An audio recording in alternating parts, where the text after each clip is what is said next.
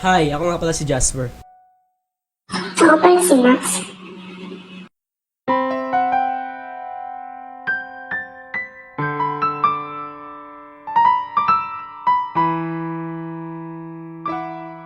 Ano pangalan nun? Siya si Max pre. Ganda niya mo.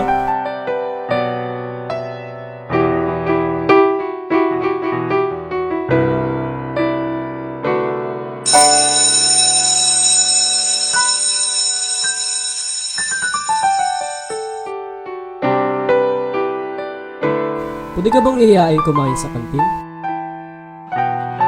Salamat sa pagkanyaya niyong dalawa, pero busog pa ako.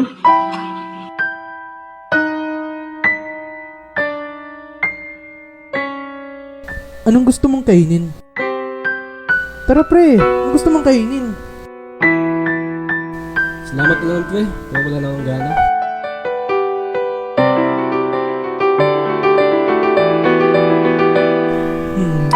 Jasper, may gusto ka ba kay Max? Oo pre. May anting kagandahan kasi siya. May gusto rin kasi ako sa kanya eh. Amin ka ba kay Max pre? Oo!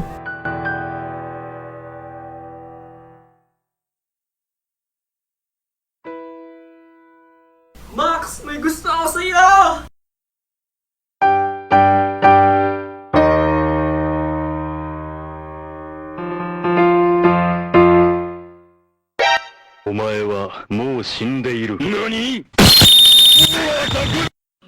Totoo man o yun yung sinabi mo. Gusto ko nang malaman yung dalawa na kahit sino sa inyo, wala akong gusto.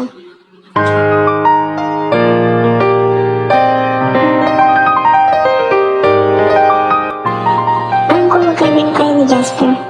At ayaw kong makaapekto sa pagkakaibigan niyong dalawa.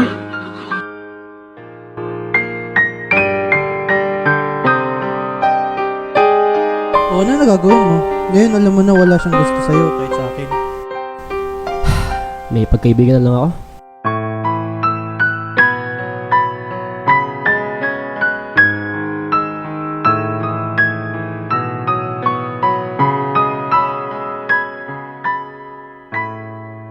Kamusta? Ayos lang. Ikaw ba? Mabuti din naman.